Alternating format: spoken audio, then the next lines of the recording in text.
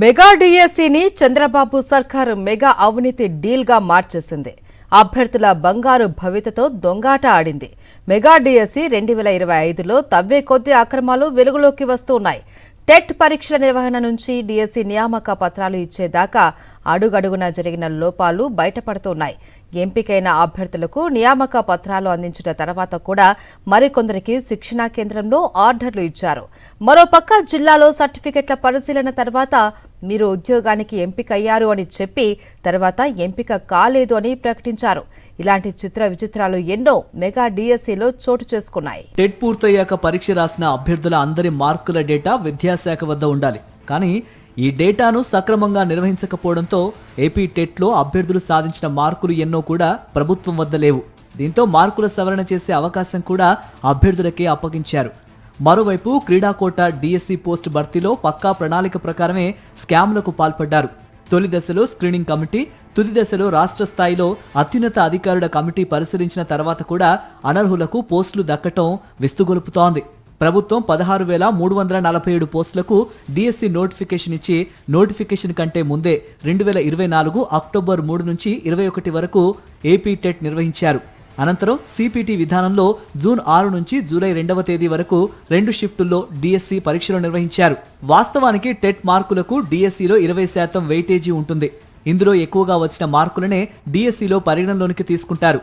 అయితే విద్యాశాఖ వద్ద గతంలో నిర్వహించిన టెట్ స్కోర్ వివరాలు లేకపోవడంతో అభ్యర్థులనే నేరుగా ఆన్లైన్లో టెట్ స్కోర్ సవరించుకోవాలని కోరారు.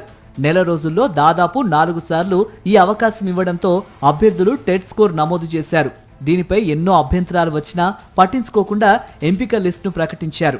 ఈ క్రమంలో చాలా మంది అభ్యర్థులు ఉత్తమ స్కోర్ సాధించినా ఉద్యోగాలు కోల్పోయారు. డిఎస్సిలో 16,347 పోస్టులకు 15,941 పోస్టుల భర్తీ చేశారు. సీఎం తొలి సంతకం చేసిన నోటిఫికేషన్ కావడంతో గత ఏడాది సెప్టెంబర్ 25న అమరావతిలో నియామక పత్రాల పంపిణీ వేడుక నిర్వహించారు. ఇందుకోసం పోస్టులకు ఎంపికైన అభ్యర్థులతో భారీ స్థాయిలో సభ నిర్వహించారు.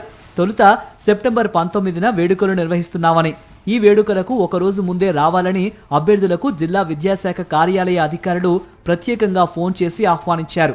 అయితే వాతావరణం బాగాలేదని చెప్పి వేడుకలను సెప్టెంబర్ 25కి వాయిదా వేశారు. అయితే 6 రోజుల వ్యవధిలో ఆహ్వానం అందుకున్న పలువురు అభ్యర్థులకు తిరిగి ఫోన్ చేసి మీరు పోస్టుకు ఎంపిక కాలేదని, వేడుకలకు రావద్దని సమాచారం ఇచ్చారు. దీంతో పలువురు అభ్యర్థులు తమకు అన్యాయం జరిగిందని కోర్టును ఆశ్రయించారు. అయితే ఎలాంటి ఆర్డర్ లేకుండానే కొందరిని శిక్షణకు పంపడం, కొన్ని రోజుల తర్వాత వారికి నియామక పత్రాలు అందించడం పలు అనుమానాలకు తావిస్తోంది. క్రీడా కోటాలో పోస్టులను భర్తీ చేయడంలో శాప్ కీలకంగా వ్యవహరించింది. శాప్ పాలక వర్గంలో సీఎం బంధువు కీలక వ్యక్తి మాస్టర్ మైండ్ గా వ్యవహరించి కథ మొత్తం నడిపించారు.